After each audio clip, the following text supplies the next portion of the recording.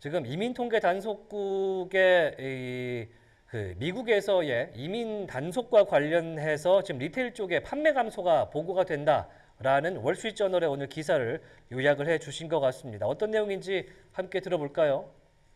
네, 지금 현재 이제 미국 내에서 한 라틴계 비중이 히스패닉계 비중이 한 20% 정도 되고 그들의 구매력은 한 2조, 2.1조 달러, 약 한 거의 한 3천조 가까이 되는데요.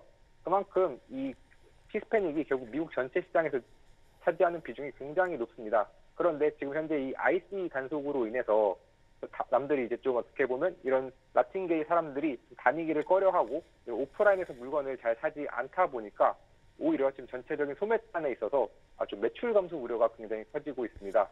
일단 뭐 대표적으로 뭐 휴스턴 라틴계 밀집 지역 같은 경우는 올해 편의점 매출이 한 33% 정도 이렇게 하락하면서 전체적으로 좀 부정적인 이슈들이 많았는데요.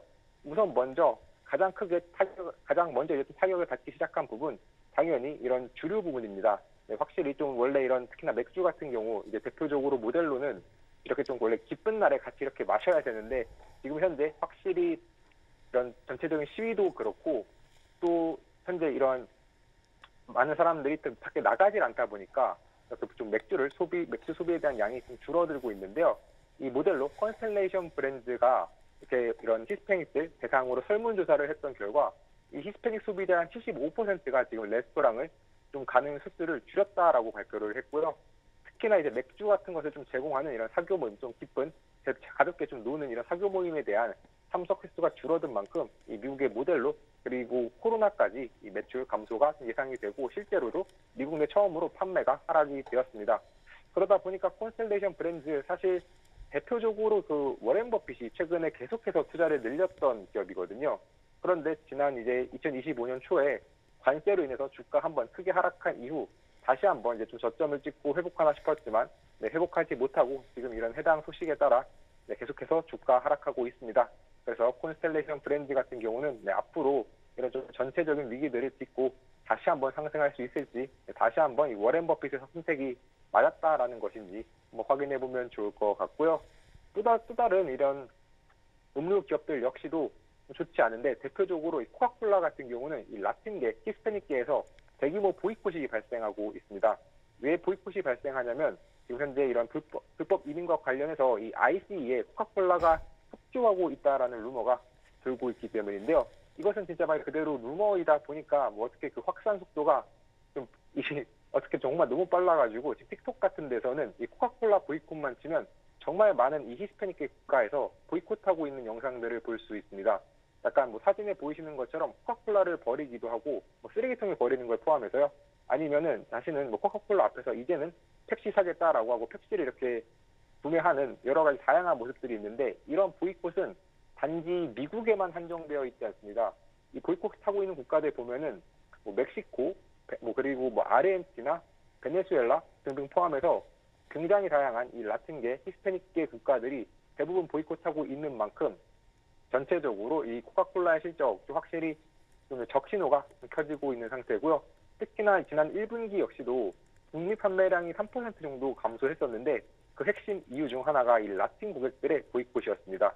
그러다 보니까 지금 코카콜라 같은 경우는 이런 좀 For Everyone이라는 좀 캠페인 같은 걸 통해서 자신의 이미지를 다시 한번 좀 긍정적이게 바꾸려고 하고 있는데요.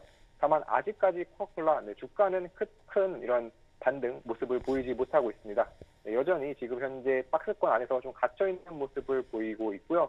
그러면 이제 이렇게 코카콜라가 안 좋으니까 한번 펩시코는 좀 실적이 좋지 않을까, 뭐 주가 좋지 않을까라고 생각을 하실 수 있는데, 네, 펩시코 전혀 그런 반대 효과를 보지 못했습니다. 특히나 주가는 더더욱 그렇고요. 왜냐하면 뭐 펩시코는 사실 그냥 뭐 코카콜라 안 마시는 사람들이 차라리 많지, 뭐 펩시를 반대로 사는 경우는 뭐 생각보다 좀 많지 않은 것도 있지만, 네, 펩시코는 기본적으로 펩시콜라 말고도 워낙 다양한 이런 과자와 관련된 부문에서 포트폴리오를 갖고 있다 보니까 네, 상대적으로 해당 효과가 그다지 크지 않았습니다. 또한 이제 결국에 또 이와 관련해서 당연히 이런 음료수 마실 거 그리고 과자 막 이런 거 안 팔리면 레스토랑도 사실 당연히 타격을 좀 많이 받게 되는데요. 특히나 이제 오프라인으로 나가지 않다 보니까 상대적으로 이런 레스토랑 좀 타격이 클 수밖에 없었습니다.